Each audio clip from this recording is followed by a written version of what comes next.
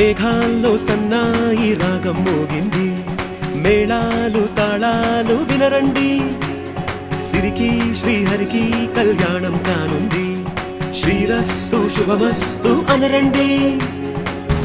అచ్చతలు గంటో పెళ్లికి అర్థం చెప్పారంటూ, మెచ్చదగు ముచ్చట ఇది అని సాక్ష్యం చెబుతామంటూ, జనులంతా జై కొట్టేలా జరిపిస్తామండి. అందాల కుందనపు బొమ్మవని జత చేరి